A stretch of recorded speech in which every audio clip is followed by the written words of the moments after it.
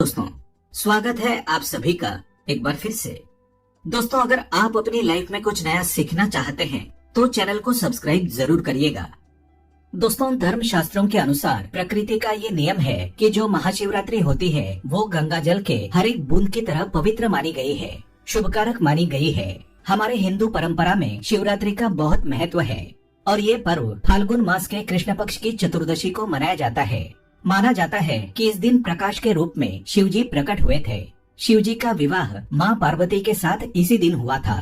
शास्त्रों के अनुसार माना जाता है कि महाशिवरात्रि के दिन से ही सृष्टि का आरंभ हुआ था। गरुड़ पुराण, स्कंद पुराण, पद्म पुराण और अग्नि पुराण आदि में शिवरात्रि का वर्णन मिलता है। इस दिन अगर आप केवल पूजा पाठ भी करते हैं तो यकीन मानिए जीवन में सुखों की प्राप्ति होती है। इस दिन भगवान भोलेनाथ की साधना करने से धन धान्य और सुख सौभाग्य में अपार वृद्धि होती है। ये दिन भगवान भोलेनाथ को प्रसन्न करने का बहुत ही खास दिन माना जाता है। भगवान भोलेनाथ भोले भंडारी है। वे एक लोटा जल से भी प्रसन्न हो जाते हैं, मात्र एक बेलपत्र से भी अति प्रसन्न हो जाते हैं। लेकिन भगवान भोलेनाथ शीघ्र गुस्सा भी हो जाते हैं। जहाँ भगवान भोलेनाथ को कुछ चीजें प्रिय हैं, तो वहीं कुछ चीजें अप्रिय भी है। कुछ चीजें ऐसी हैं जिनका भगवान भोलेनाथ की पूजा में अगर इस्तेमाल ना किया जाए तो भगवान भोलेनाथ का पूजन अधूरा रह जाता है। वहीं कुछ चीजें ऐसी भी होती हैं जो अगर अनजाने में आप भगवान भोलेनाथ को अर्पित कर देंगे तो उससे भगवान भोलेनाथ आपसे रुष्ट हो जाएंगे। इसलिए भगवान भोलेनाथ की पूजा करते समय कुछ बातों का विशेष ध्यान रखना चाहिए। आज के इस वीडियो में हम आपको बताएंगे कि महाशिवरात्रि के पावन पर्व पर क्या करें, क्या ना करें, कौन सी ऐसी वस्तुएं हैं जो भगवान भोलेनाथ को अति प्रिय है और कौन सी ऐसी वस्तुएं हैं जो भगवान भोलेनाथ को बिल्कुल भी प्रिय नहीं है और कौन सी वस्तुएं भगवान भोलेनाथ को भूल से भी अर्पित नहीं करनी चाहिए। आगे बढ़ने से पहले आपसे रिक्वेस्ट करते हैं कि वीडियो को लाइक जरूर करिएगा, दोस्तों को शेयर कर दीजिएगा और अगर आपने अभी तक चैनल को सब्सक्राइब नहीं किया है तो चैनल को सब्सक्राइब करके बेल आइकन जरूर दबाइएगा। सच्चे मन से, सच्चे हृदय से कमेंट बॉक्स में लिखना ना भूलें, हर हर महादेव, ओम नमः शिवाय। आप सभी को महाशिवरात्रि की हार्दिक शुभकामनाएं। आइए सबसे पहले जानते हैं कि महाशिवरात्रि के पावन पर्व पर क्या करना चाहिए जिससे भगवान भोलेनाथ और माँ पार्वती का आशीर्वाद प्राप्त हो। महाशिवरात्रि के दिन भगवान भोलेनाथ की पूजा सफेद या लाल रंग के वस्त्र धारण करके ही करें। सफेद और लाल रंग के वस्त्र धारण कर भगवान भोलेनाथ का पूजन करना बहुत ही शुभकारक माना जाता है। यदि संभव हो तो इस दिन पूजा में बिना सिले वस्त्र पहने। महाशिवरात्रि के पावन पर्व पर भगवान भोलेनाथ के शिवलिंग का पूजन अवश्य ही करें। शास्त्रों के अनुसार महाशिवरात्रि के दिन ही भगवान भोलेनाथ शिवलिंग के रूप में प्रकट हुए थे, इसलिए इस दिन शिवलिंग का पूजन करना सर्वश्रेष्ठ माना जाता है। शिवलिंग का पूजन करने से भगवान भोलेनाथ और माँ पार्वती की असीम कृपा प्राप्त होती है। वैसे तो महाशिवरात्रि पर भगवान भोलेनाथ का पूजन रात्रि के चारों प्रहरों में किया जाता है, लेकिन भगवान भोलेनाथ का पूजन प्रदोष काल में भी अवश्य करना चाहिए। प्रदोष काल स्वयं भगवान भोलेनाथ का काल होता है। मान्यताओं के अनुसार प्रदोष काल के समय भगवान भोलेनाथ शिवलिंग में विराजमान रहते हैं। इसीलिए महाशिवरात्रि के पावन पर्व पर आप प्रदोष काल में भगवान भोलेनाथ का पूजन अवश्य ही करें। इस वर्ष की महाशिवरात्रि बहुत ही शुभ, वरदान और सर्वार्थ सिद्धि योग में मनाई जाएगी। बताते हैं महाशिवरात्रि और प्रदोष व्रत का शुभ मुहूर्त। प्रदोष व्रत की शुरुआत 17 फरवरी 2023 शुक्रवार को रात 11:36 पर होगी और इसका समापन 18 फरवरी 2023 दिन शनिवार को रात 8:02 पर होगा। उदया तिथि के अनुसार प्रदोष व्रत 18 फरवरी को रखा जाएगा। महाशिवरात्रि का मतलब है भगवान शिव का रात्रि के समय पूजन करना। इससे भगवान भोलेनाथ अति शीघ्र ही प्रसन्न हो जाएंगे और आपको मनचाहा वरदान देंगे। महाशिवरात्रि पर भगवान शिव के साथ माता पार्वती का पूजन भी अवश्य करें। ऐसा करने से आपको भगवान शिव के साथ माता पार्वती का भी आशीर्वाद प्राप्त होगा।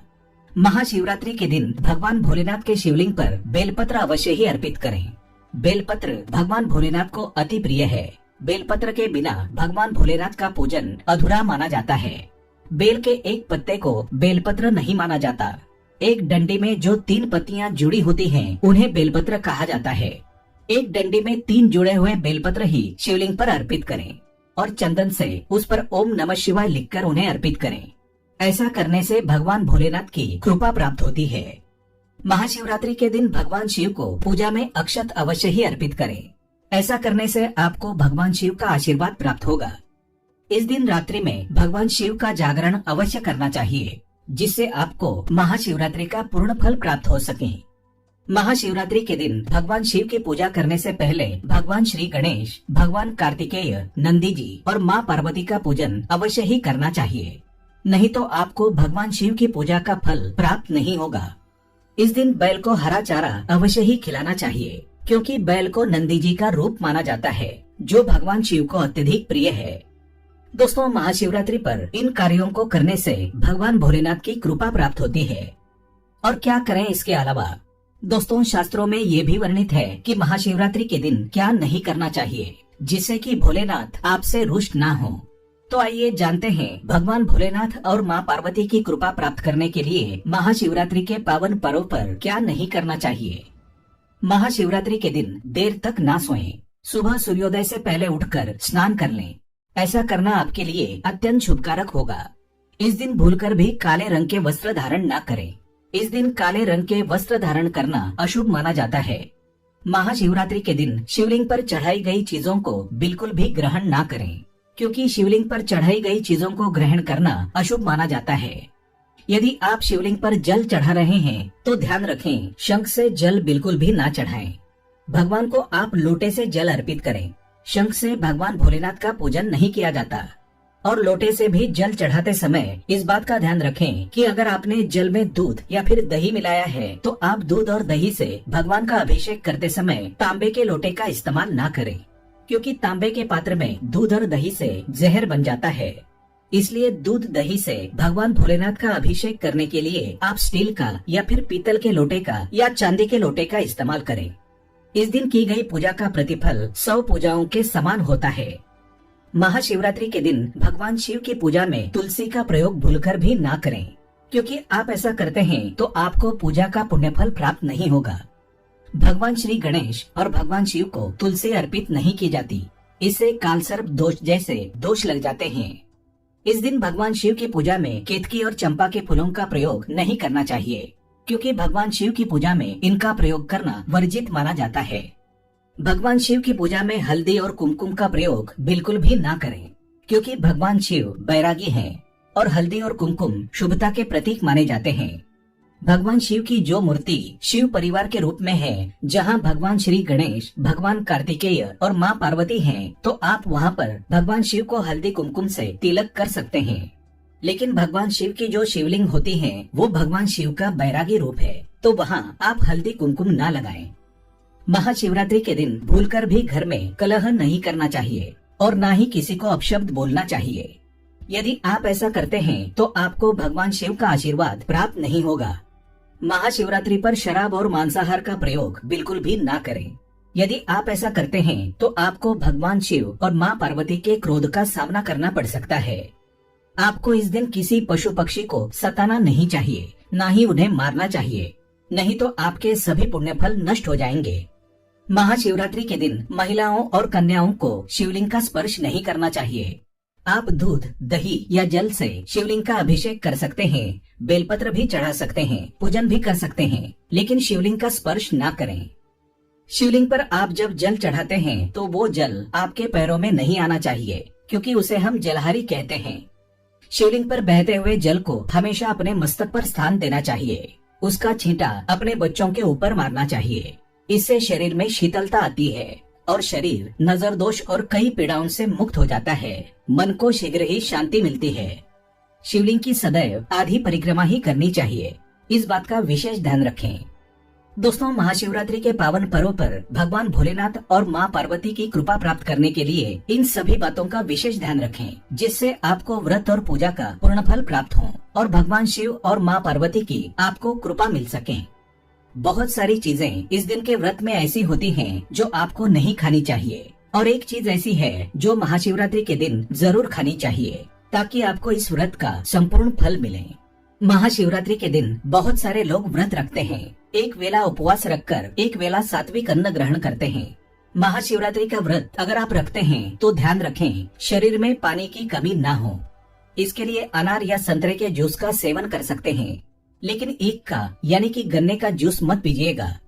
महाशिवरात्रि के दिन फलाहार में सेब, संतरा, पपीता, केला, खीरा वगैरह खा सकते हैं।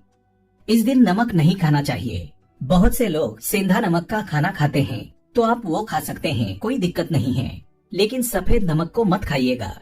काला नमक यानी ब्लैक सॉल्ट को भी मत खाइएगा। आलू का आप प्रयोग कर सकते हैं। भूलकर भी चावल, रोटी यानी अनाज का प्रयोग मत कीजिएगा। आप गेहूं तो एक बार खा भी सकते हैं, पर चावल मत खाइएगा, इस बात का ध्यान रखिएगा। दही वगैरह भी खा सकते हैं, कोई दिक्कत नहीं है। मूंगफली या मखाने को घी में फ्राई करके भी खा सकते हैं। मीठी चीजों का सेवन आप जरूर करें। गाजर, लौकी की खीर, साबूदाने की खिचड़ी ये आप खा सकते हैं। इस दिन कुट्टू के आटे का खाना भी आप बना सकते हैं और आप उसे खा सकते हैं, लेकिन अनाज और साधारण नमक का इस दिन व्रत में बिल्कुल प्रयोग ना करें। सेंधा नमक का प्रयोग कर सकते हैं। लहसुन, प्याज, मदिरा, मांस भूलकर भी मत खाएं, वरना आपके व्रत का फल आपको कुछ भी नहीं मिलेगा। इन चीजों का आपको ध्यान रखना है, नहीं तो आप पाप के भागीदार हो सकते हैं। महाशिवरात्रि पर व्रतधारी को खाने पीने की चीजें दूसरों को मिल बांटकर खानी चाहिए, शेयर करनी चाहिए। इससे भगवान शिव अति प्रसन्न होते हैं। लेकिन वो खास चीज जो शिवजी पर अर्पित भी की जाएगी और खाई भी जाएगी, वो है पंचामृत। आप पंचामृत जरूर अर्पित कीजिएगा और बाद में उसको प्रसाद के रूप में जरूर खाइएगा। दूसरी बात, इस दिन सात्विक तरीके का खाना बनाकर खाया जाता है। आप फलाहार भी कर सकते हैं। आलू का हलवा, बॉईल किया हुआ शकरकंद या फिर सिंघाड़े का हलवा भी खा सकते हैं।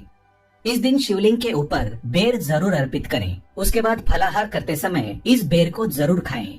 याद रखें, इससे शत्रु और विरोधी कभी सर नहीं उठाएंगे और जीवन में आपकी चारों दिशाओं में जय जयकार होगी। आप विजयश्री को प्राप्त करेंगे।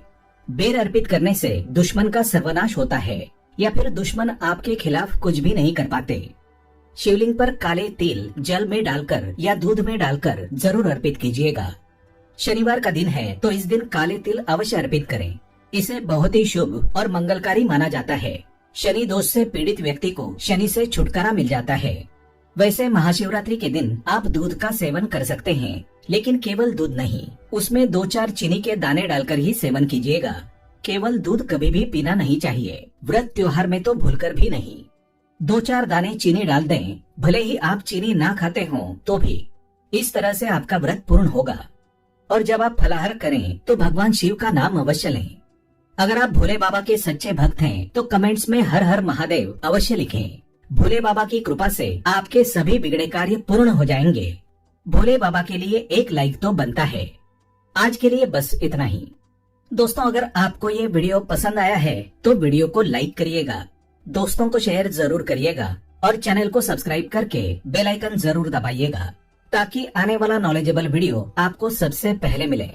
दोस्तों, मिलते हैं अगले वीडियो में। तब तक